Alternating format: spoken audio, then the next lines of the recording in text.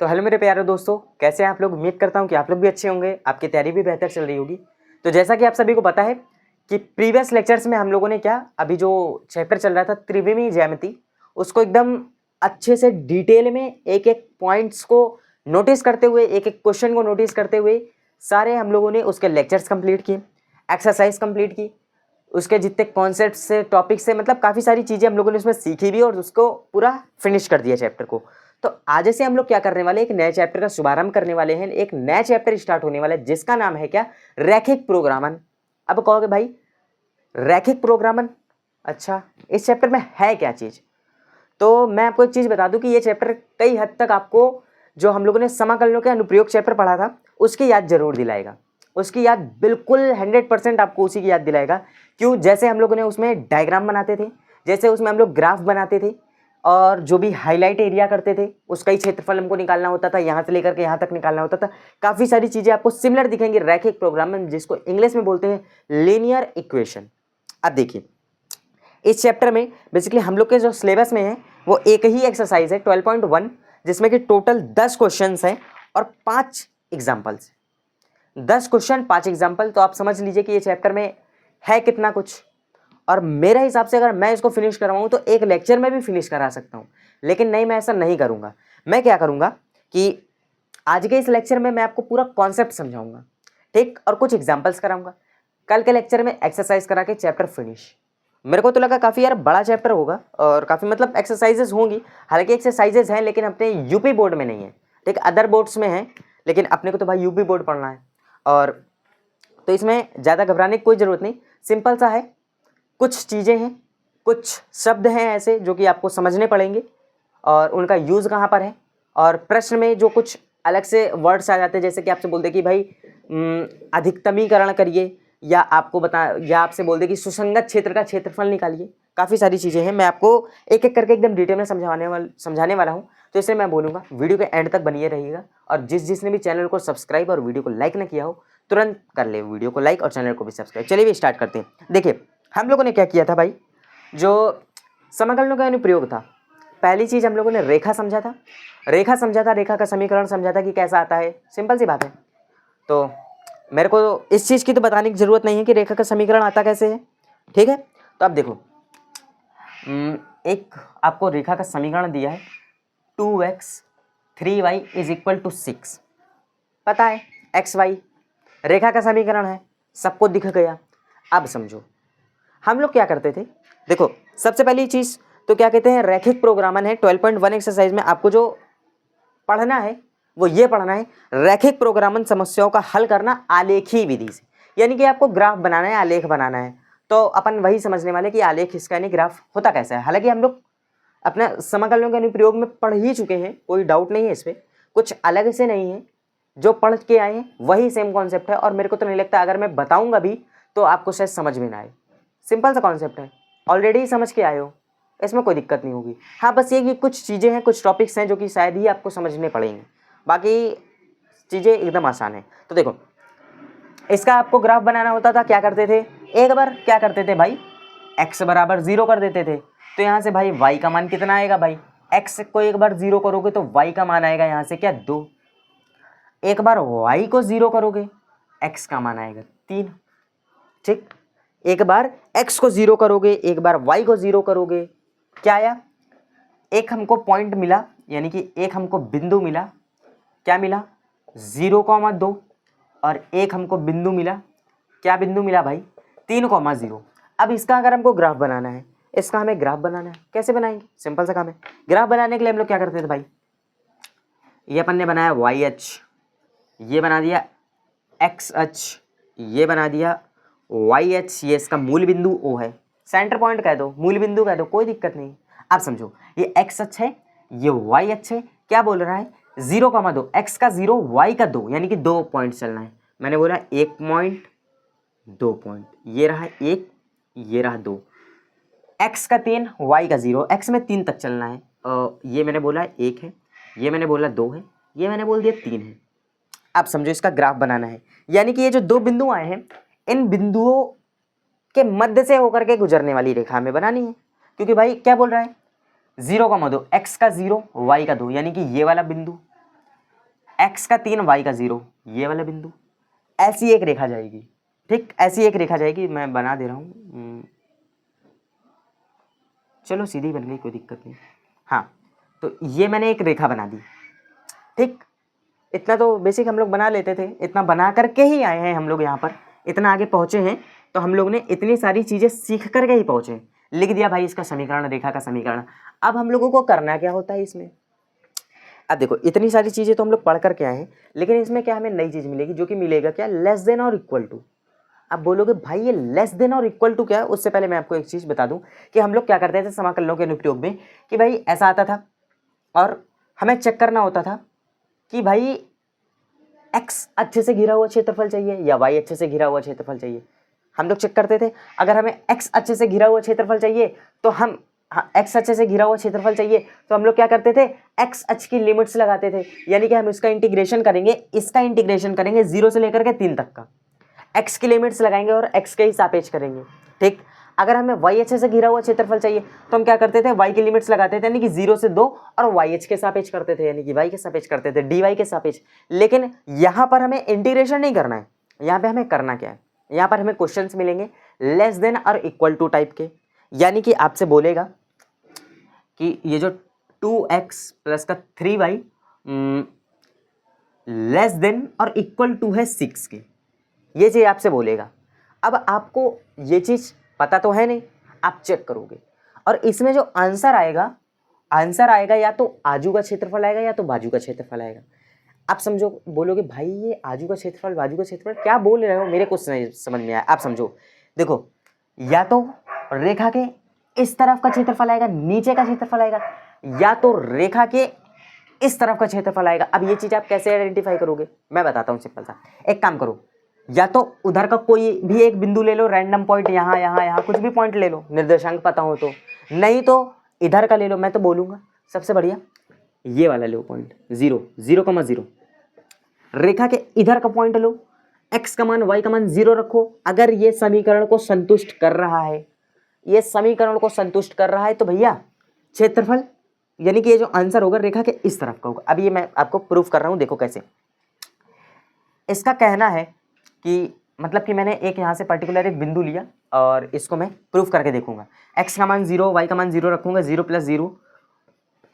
क्या आप ये बताइए, ये जो चीज़ लिखी यानी कि 0 इज ग्रेटर देन और इक्वल टू 6, क्या ये बात सच है? क्या कभी 6 से बड़ा हो सकता है 0? या आप ऐसे बोल सकते हो कि 0 से 6 छोटा हो सकता है? भाई पॉजिटिव 6 है, निगेटिव मत सोचना, पॉजिटिव। तो भाई ये चीज़ तो सरासर गलत है, गलत है, कभी नहीं हो सकता ये भाई, कभी किसी हाल में नहीं हो सकता। ठीक, तब यानी कि ये बात गलत है। तो यानी कि इधर का ये जो बिंदु है ये इस समीकरण को संतुष्ट नहीं कर रहा है, तो यानी कि जाहिर सी बात है जब ये नहीं संतुष्ट कर रहा तो उसके उस तरफ का क्षेत्रफल होगा, तब हम क्या कर देंगे भाई, इसके इस तरफ का क्षेत्रफल आंसर होगा, इस तरफ का आंसर होगा।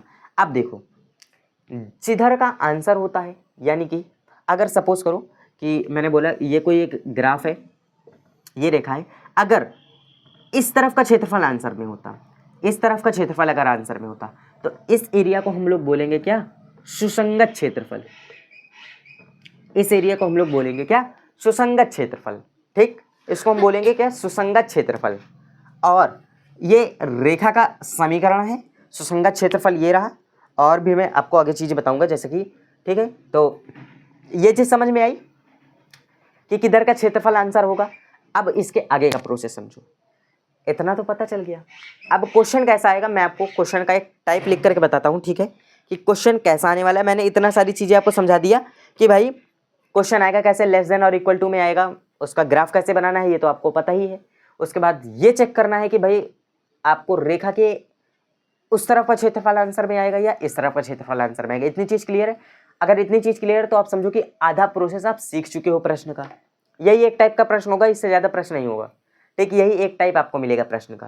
ठीक, सेम प्रोसेस रहेगा, प्रश्न डिफरेंट हो सकता है, कोई डाउट नहीं इस पर। अब देखो आधा प्रोसेस आप लोग सीख चुके हो, अब उसके आगे का प्रोसेस समझो। अब इसके बाद अपने को क्या करना है, इसके बाद हमें प्रश्न में बोल देगा, प्रश्न में हमसे ये भी कह सकता है कि ये जो क्षेत्रफल है, एक मिनट मैं आपको दूसरा प्रश्न लेकर के समझाता हूँ जिसमें कि आंसर भी हो, जिससे कि आपको समझ में आए। ठीक, 1 मिनट।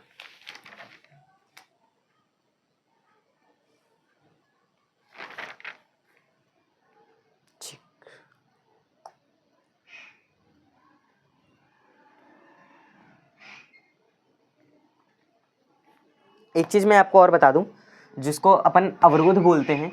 सबसे पहले मैं आपको चलो एक प्रश्न ही बता देता हूँ। प्रश्न क्या मतलब, प्रश्न का टाइप समझो कि प्रश्न आएगा कैसे, मिलेगा कैसा।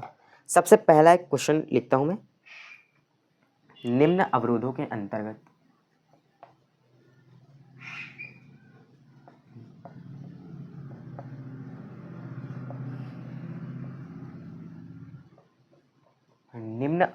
अंतर्गत अभी मैं सब कुछ आपको समझाऊंगा कि अवरोध किसे कहते हैं और क्या कहते हैं, उद्देश्य फलन किसे कहते हैं, ठीक है, व्यवरोध या किसे कहते हैं, सब कुछ मैं बताने वाला हूँ। परेशान मत होइए आप लोग, बस वीडियो के एंड तक बने रहिएगा। जिसने भी चैनल को सब्सक्राइब और वीडियो को लाइक ना किया हो तुरंत वो करते। ये 4y है, ठीक का। मैंने आपको बताया था कि अधिकतमीकरण, निम्नतमीकरण यानी कि मैक्सिमम मिनिमम वैल्यूज आपको निकालनी है। अधिकतम निम्न कीजिए, आपको करना है, किसका करना है, आपको दिया है x + y ग्रेटर देन और इक्वल टू 4 और आपको x 0 इज ग्रेटर।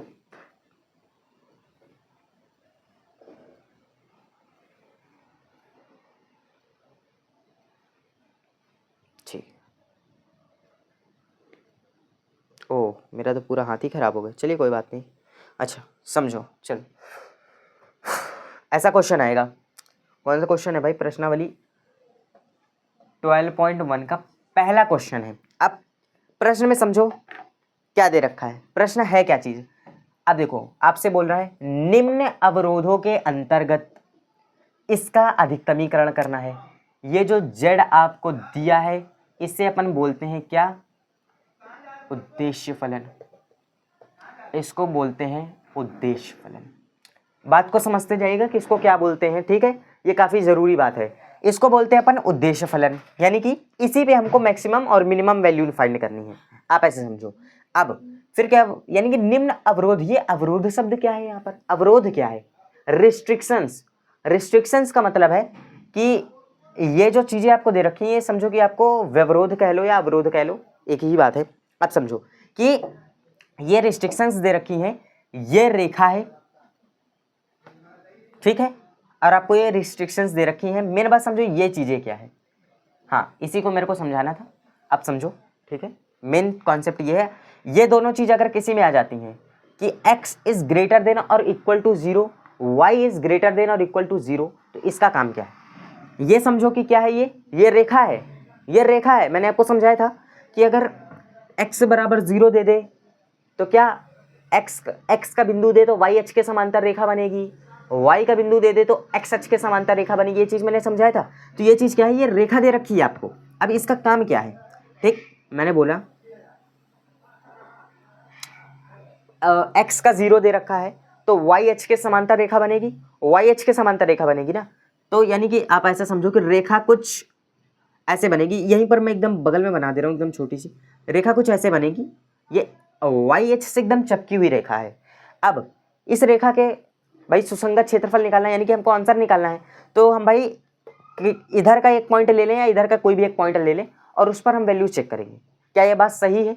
अगर सही होगी तो भैया जो भी पॉइंट लेंगे उसकी तरफ का क्षेत्रफल आंसर में होगा उसके, ठीक। अब समझना ये क्या है, ये जो रेखा है ये मैंने ली है x बराबर, यानी कि ये वाली रेखा ली है, पहला नंबर, ये पहला नंबर। अब ये चीज हमें देखना है तो हम एक काम करते हैं, देखो इधर का कोई भी एक बिंदु ले लो या इधर का कोई भी एक बिंदु ले लो, ठीक है। मैंने बोला इधर आप ले लो, एक ले लो, x का कोई एक बिंदु एक है, इसको ले लो, एक को ले लो, ठीक। एक को लोगे तो यानी कि x की जगह पर एक को रखोगे आप, ये क्या हो जाएगा भाई, x की जगह पर आप एक को रखोगे तो क्या बोल रहा है कि भाई एक है ग्रेटर देन और इक्वल टू 0, यानी कि भाई बात ये सच है, भाई 0 से बड़ा ही होता है एक, यानी कि बात सच है। यानी कि ये समीकरण यानी कि ये बिंदु इस समीकरण को संतुष्ट कर रहा है, तो इसका मतलब है कि इसका जो आंसर होगा, इसका जो सुसंगत क्षेत्रफल होगा ये होगा, यानी कि इसका जो भी आंसर आएगा वो इधर के क्षेत्रफल में आएगा। ठीक, अब देखो यहाँ पर 3 रेखा दे रखी है, 3 रेखा है ये, इन्हीं को ही अवरोध व्यवरोध रेस्ट्रिक्शंस इन्हीं को ही बोलते हैं। ठीक है, अब ये 3 चीजें दे रखी हैं, एक्स का काम हो गया, वाई का समझो, वाई का है तो एक्स अक्ष के समांतर रेखा, यानी कि समझो ऐसी रेखा बनेगी। इस पर भी यही सेम चीज हम चेक करेंगे भाई, इस पर भी हम एक काम करते हैं, ऊपर का कोई एक पॉइंट ले लेते हैं। हमने बोला कि वाई का दूसरा पॉइंट ले लो, यहाँ पर चेक कर लो, वाई का दूसरा पॉइंट ले लो, अगर यहाँ पर ये संतुष्ट कर रहा है तो ऊपर का क्षेत्रफल होगा, नहीं तो नीचे का क्षेत्रफल होगा। इतनी बात है। तो मैंने बोला वाई का 2 लोगे और इसको जगह अगर आप 2 रखोगे तो ये भी भाई ट्रू है, ये बात सत्य है कि भाई 0 से बड़ा होता है 2, तो यानी कि ये क्षेत्रफल आएगा। ठीक, ये क्षेत्रफल आएगा। अब बेसिकली इसको समझाने का मेरा सिर्फ और सिर्फ एक ही मकसद था कि मैं आपको एक चीज समझा सकूं कि अगर ये x इज ग्रेटर देन और equal to 0, y is greater than equal to 0 अगर कहीं पर भी किसी भी प्रश्न में आ जाए तो आप समझो कि हमेशा आपका जो आंसर होने वाला है वो फर्स्ट कोऑर्डिनेट में होने वाला है। अब कहोगे भाई ये क्यों और इसका क्या, कैसे, क्यों, मैं क्यों मानूं, इसलिए मैंने आपको ये चीज़ प्रूव की है। अगर आप देखो तो ये रेखा है, हम इसका क्षेत्रफल का आंसर मैं जो भी निकालेंगे तो हम क्या निकालेंगे भाई, सुसंगत क्षेत्रफल निकाल रहे हैं। ठीक है, ये जो क्षेत्रफल निकालेंगे यानी कि एक दूसरे को भाई जो प्रतिच्छेद कर रहा है क्षेत्रफल उसी को ही तो निकालेंगे, यानी कि दोनों में जो कॉमन पार्ट होगा। तो देखो ये पूरा क्षेत्रफल एक दूसरे को प्रतिच्छेद कर रहा है। ठीक है, तो यानी कि हम इतना इस क्षेत्रफल की बात करेंगे। अब यहाँ पर मान लो कि ये जो रेखा है, मैं ऐसा सपोज बता रहा हूँ कि ये रेखा ये गई है। ठीक है, ये रेखा ये गई है। अब इस रेखा में हम चेक करेंगे कि भाई इधर का पार्ट आंसर में आएगा या इधर का पार्ट आंसर में आएगा। तीनों रेखा बना ली है, तीनों रेखा बना ली और तीनों रेखा का देख लिया कि आंसर सब फर्स्ट कोऑर्डिनेट की तरफ जाएगा। क्यों? क्योंकि ये x और ये y के ये जो रेस्ट्रिक्शंस है इसलिए। अब हमने देखा भाई यहाँ पर पॉइंट को चेक किया और ये जो समीकरण है ये इस चीज़ को ट्रू कर रहा है, तो यानी कि इधर का क्षेत्रफल आंसर में होगा, इधर का क्षेत्रफल आंसर में होगा। तो फाइनली इतना तीन करने के बाद हमें पता ये लगता है कि ये वाला जो क्षेत्रफल है, मैं इसको एकदम क्लीन कर रहा हूँ, ये वाला क्षेत्रफल है, ये हमारा आंसर आने वाला है। यानी कि अब हम इस क्षेत्रफल के अंदर जितने भी बिंदु होंगे उन बिंदुओं पर इस फलन का मान चेक करेंगे, जिस पे सबसे ज्यादा मैक्सिमम होगा वही चीज बतानी है। सोच रहे होगे भाई ये प्रश्न कम तो दिए हैं इस एक्सरसाइज में, लेकिन दिमाग खराब हो जाएगा। सिंपल काम है, देखो समझो, यहां पर जरूरी नहीं कि भाई एक एक बिंदु उठा करके देखो, कॉर्नर पॉइंट्स पकड़ो, कोणीय बिंदु बोलते हैं। ठीक, कोणीय बिंदु यानी कि एक कॉर्नर पॉइंट ये है 0,0, एक कॉर्नर पॉइंट ये है जो कि क्या है 0,3, एक कॉर्नर पॉइंट ये है जो कि क्या है आपका सॉरी ये 3,0 है यार, 3,0 और ये 0,2 मैंने बोला। ये 3 बिंदु हैं कोणीय, कोने के 3 बिंदु हैं और इन्हीं 3 बिंदु पर भाई या तो मैक्सिमम होगा या तो मिनिमम होगा। अब मैक्सिमम मिनिमम किस पर हमें चेक करना है, तो भाई ये चीज हमें इस समीकरण पर चेक करना है। तो इस समीकरण पर भाई x और y का मान रखो और z की वैल्यू निकालो। मैंने बोला कि इससे z की वैल्यू आई 0, यहाँ पर z की वैल्यू आई 10, यहाँ पर z की वैल्यू आई 15। ठीक, इतनी वैल्यू आई, इसको हम लोग बोलेंगे सारणी। ठीक, इतना तीन करने के बाद पता चलेगा कि हाँ इधर का क्षेत्रफल है या उधर का क्षेत्रफल है। फिर कोणीय बिंदु, फिर हम क्या करेंगे, कोणीय बिंदु से सारणी बनाएंगे, सारणी बनाने के बाद फिर हम क्या करेंगे, z का ये जो आपको उद्देश्य फलन दे रखा है, उद्देश्य फलन में मान निकालेंगे। मान निकालने के बाद देखो आपको क्या बोला, अधिकतमीकरण यानी मैक्सिमाई, यानी कि z मैक्स, यानी कि मैक्सिमम वैल्यू किस पर मिल रही है, ये जो बिंदु है, यानी कि 0,2 कहाँ है 0,2, यानी कि यहां पर आपको अधिकतम मान मिल रहा है। ये चीज आपको बतानी है। अब इतना चीज क्लियर हो तो मैं पहला क्वेश्चन प्रॉपर मेथड से पूरा करवा दूं, कि इसको करना कैसे है। ठीक है,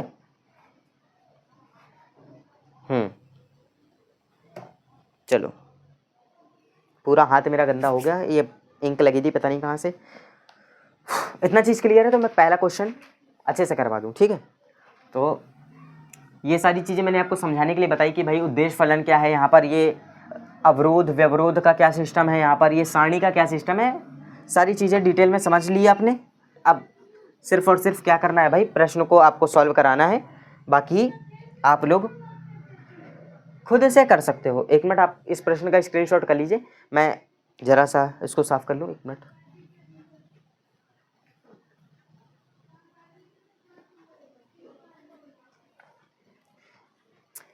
चलो अच्छा रहने देते हैं, चलिए ठीक। तो इस प्रश्न की स्टार्टिंग करें।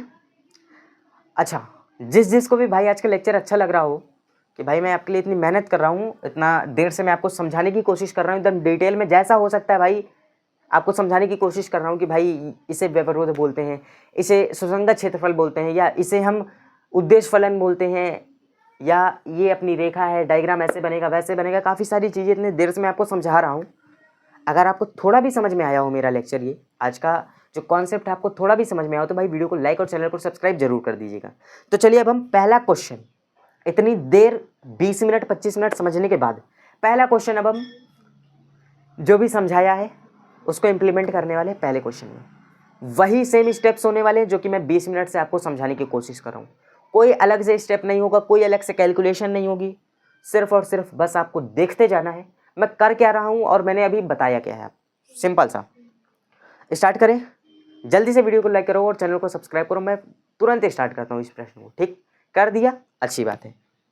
अब समझो, ऐसा क्वेश्चन आएगा, ठीक, जरूरी नहीं है कि यहाँ पर आपको 1 2 3 4 व्यवरोध दे दे, 5 अवरोध दे दे। व्यवरोध अवरोध मैं रिस्ट्रिक्शंस बोल रहा हूँ, जरूरी नहीं कि 1 दे, 2 दे, 3 दे, 4 दे। ठीक, एक चीज का ध्यान रखना, हर एक प्रश्न में ये जरूर देगा, आपको जरूर देगा, नहीं तो आप लोगों के लिए भी दिक्कत होगी। क्यों? क्योंकि अगर भाई इधर का क्षेत्रफल देखोगे तो भाई इधर वाले क्षेत्रफल में क्या 3 कोऑर्डिनेट आ जाएंगे। 3 कोऑर्डिनेट में समझ लो, 3 कोऑर्डिनेट में भाई पागल हो जाओगे उसका मैक्सिमम मिनिमम मान निकालते हुए। काफ़ी लंबा कोऑर्डिनेट्स होते हैं, तो इसलिए परेशान मत हो, हमेशा आपको पहले कोऑर्डिनेट में ही देगा। ठीक है, तो इस चीज़ का आप लोग थोड़ा सा ध्यान रखिएगा। अब समझते हैं प्रश्न कहता क्या है। प्रश्न कह रहा है आपको निम्न अवरोधों के अंतर्गत आपको अवरोध दिए हैं, 1 2 3 अवरोध दिए हैं।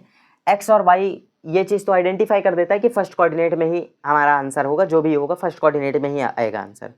एक्स और वाई का काम ये होता है आपको बताना कि भाई फर्स्ट कोऑर्डिनेट में ही बैठे हैं, यहीं पर आके काम कर लो अपना। अब समझो, इतनी चीज़ क्लियर है? अब समझो, चलो भाई मैं एकदम डिटेल में ही समझाता हूँ, कैसे समझाऊँ आपको। ठीक, इतनी चीज़ क्लियर है, फर्स्ट कोऑर्डिनेट में आंसर आना है। अब समझो बात को, इन दोनों का काम खत्म। ये सिर्फ और सिर्फ इस चीज़ को आइडेंटिफाई करते कि फर्स्ट कोऑर्डिनेट की तरफ जाओ। बचा क्या? ये उद्देश्य फलन है। उद्देश्य फलन का काम हमारा तब होगा जब हम सारणी बनाएंगे, यानी कि मैक्सिमम और मिनिमम वैल्यू फाइंड करेंगे, तब हमारा क्या उद्देश्य फलन का काम होगा। बाकी हमें काम किसका है? सिर्फ और सिर्फ इसका काम है, यानी कि हम यहाँ से क्या करेंगे? बिंदु निकालेंगे। हम निकालेंगे रेखा के बिंदु। अब हम रेखा के बिंदु कैसे निकालेंगे? x plus y greater than और इक्वल टू 4। एक बार हम x को 0 करेंगे तो y बराबर 4 मिलेगा, एक बार y को 0 करेंगे तो x बराबर 4 मिलेगा। तो यानी कि कुछ नहीं भाई, 4 4 मिल रहा है। ये बनाया YH, ये बनाया XH, ये XH है, ये YH है। मैंने बोला ये रहा 1, ये मैंने बोला ये रहा 2 3 4, 1 2 3 4। ये मैंने रेखा बना दी। ठीक, चौथा पॉइंट मैं यहाँ पर बना रहा हूँ, ये चौथा पॉइंट है, ये और ये इसका चौथा पॉइंट है। ये रेखा है, रेखा क्या है? x plus y greater than is equal to 4। ये रेखा है। अब मैंने बोला कि भाई ये जो इसका काम क्या है कि फर्स्ट कोऑर्डिनेट के अंदर आंसर होगा, इतने में आंसर होगा आपका, या तो ये होगा या तो ये होगा आंसर। ठीक, इतनी चीज़ क्लियर है? अब समझो, अब मैंने बोला कि इस चीज़ को चेक करने के लिए अपन क्या करते थे कि भाई हम रेखा के आजू या बाजू या उस तरफ इस तरफ कोई भी एक पर्टिकुलर बिंदु ले ले, उस पर चेक कर लेते कि क्या ये फलन को संतुष्ट कर रहा है। अगर संतुष्ट कर रहा है तो उस तरफ का क्षेत्रफल आंसर में होगा। ठीक, हमें यहाँ पर क्षेत्रफल निकालना नहीं, लेकिन हमें वैल्यूज निकालनी है। ठीक है, तो हम क्या करते हैं, हम इधर का ले लेते हैं भाई, एकदम सिंपल कैलकुलेशन रखते हैं। हम हमेशा 0 को ही रखेंगे। ठीक है, 0 को ही रखेंगे। तो हम क्या करेंगे भाई, 0 को रखेंगे और यहाँ पर क्या करने वाले हैं कि ये जो x plus y greater than is equal to 0 है, इसको चेक करेंगे बिंदु 0,0 पर। 0,0 पर चेक करेंगे तो भाई ये चीज़ निकल करके आएगी, जो कि पूरी बात ट्रू है, सत्य है। आप लिखोगे अतः बिंदु 0,0 इस समीकरण को संतुष्ट करता है, तब भैया रेखा के इस तरफ का यानी कि केंद्र की तरफ का जो सुसंगत क्षेत्रफल आंसर में होगा। ठीक, 1 मिनट दोस्तों।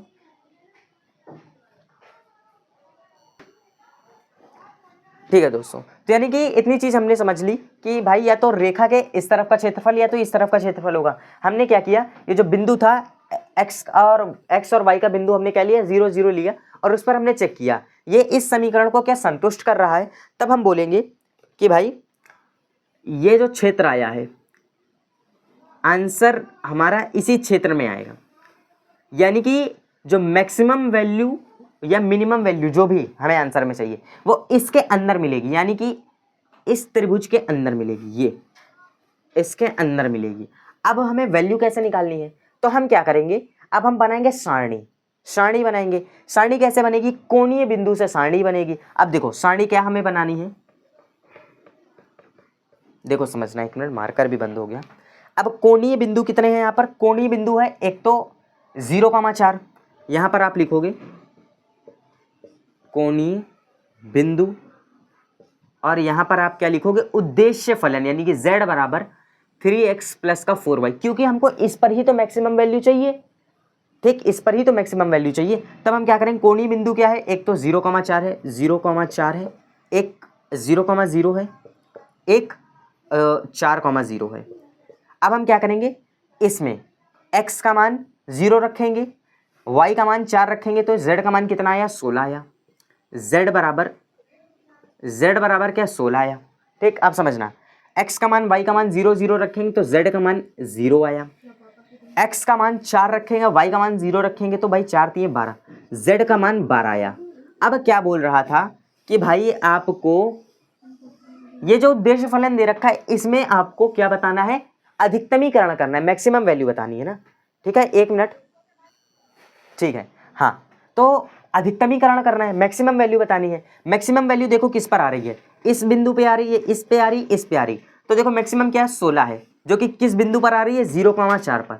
तो इसका अधिकतमीकरण है, यानी कि 16 मान इसका क्या आएगा, 16 आएगा। किस बिंदु पर आ रहा है, आप लिख दोगे अतः उद्देश्य फलन z बराबर का अधिकतमीकरण मान 16 है, जो कि बिंदु 0,4 पर प्राप्त होता है। ऐसे लिख दोगे, आंसर, काम खत्म। ठीक है, ऐसे करना है प्रश्न को। ठीक है, ऐसे ही करना है, x बराबर 0, y बराबर 4 पर z का अधिकतम मान प्राप्त होता है, ऐसे करना है। एक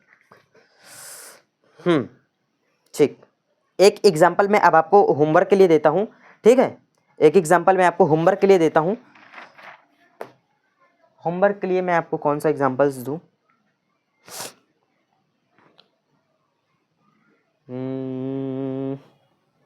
ठीक, चलो इसको मैं इरेज कर रहा हूं।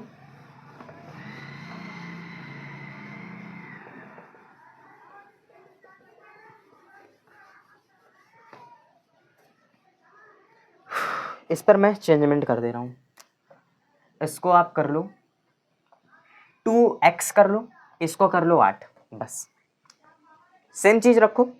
इसको आप लोग सॉल्व करके मेरे को कमेंट बॉक्स में बताना कि हाँ मेरे को ये आ गया या नहीं। ठीक है, काफ़ी सिंपल सा प्रश्न है।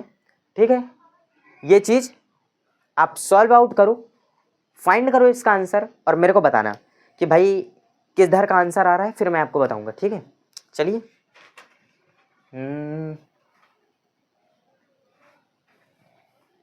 1 मिनट, इसमें थोड़ा सा चेंजमेंट और कर लो, ये कर लो, बस आप करना इस प्रश्न को। मैंने थोड़ा इजी कर दिया, नहीं तो सुसंगत क्षेत्रफल इसका आंसर उधर जा रहा था, आपको समझ में ना आता।